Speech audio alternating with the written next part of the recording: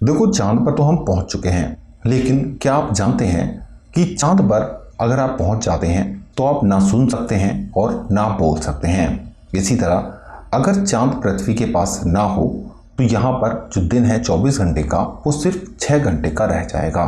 चांद के उन ऐसे फैक्ट के बारे में बात करेंगे जिनसे अभी आप अनजान थे। सबसे पहले दोस्तों, चांद कहाँ से आया? दोस्तों, वैज्ञानिकों का मानना है कि 4 अरब साल पहले पृथ्वी से एक ग्रह टकराया। उसके बाद पृथ्वी का जो मलबा था वो उसकी कक्षा में घूमने लगा और काफ़ी टाइम तक, यानी करीब 6 करोड़ साल तक वो घूमता रहा। उसके बाद चांद बना।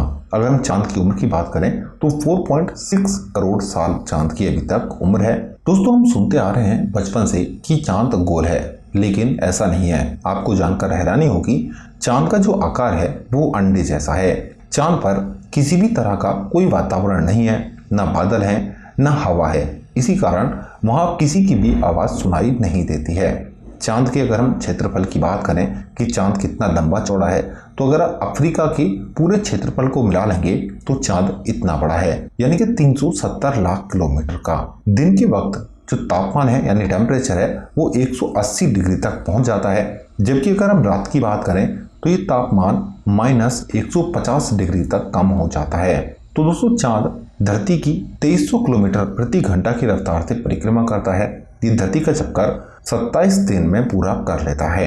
चांद पर किसी भी तरह का प्रकाश नहीं है, सूरज के ही प्रकाश से ये रोशन होता है। इसके प्रकाश को धरती पर आने में 1 मिनट 35 सेकंड का वक्त लगता है।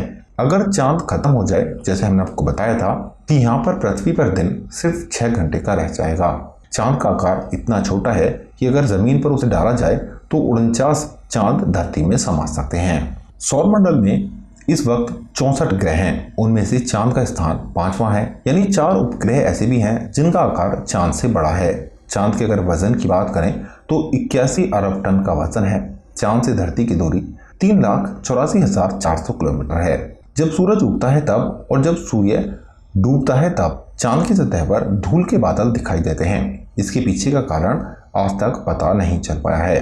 पूरा चांद या फिर आधा चांद से तकरीबन 9 गुना ज़्यादा चमकीला होता है। धरती से हर साल तकरीबन 3.8 सेंटीमीटर दूर होता जा रहा है और ये प्रक्रिया अगले 50 अरब साल तक चलती रहेगी। तब चांद को पृथ्वी पर एक चक्कर पूरा करने में 47 दिन का वक्त लगेगा। धरती से चांद का सिर्फ 55 या 60% हिस्सा ही दिखाई देता है।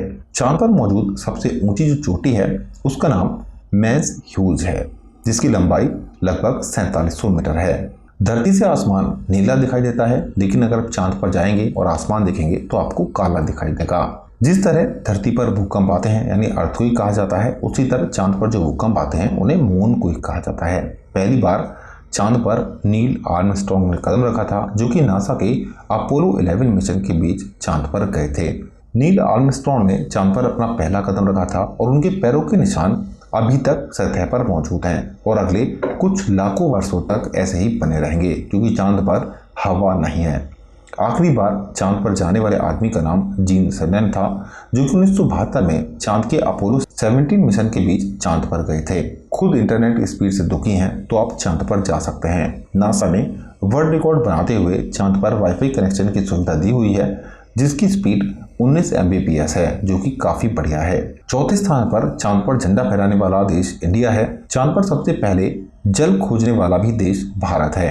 हालांकि इससे पहले वैज्ञानिक का अनुमान था कि चांद पर जल हो सकता है। इस वक्त तकरीबन 1,84,400 किलोग्राम मलबा चांद पर मौजूद है, जो कि मनुष्य निर्मित, जिसमें 700 से ज्यादा अंतरिक्ष यान और कुछ मलबा कृत्रिम उपग्रह सैटेलाइट का शामिल है। चांद के जो ग्रेविटी शक्ति है उसके कारण मौजूद समुद्र में ज्वार भाटा जैसी स्थिति उत्पन्न होती है।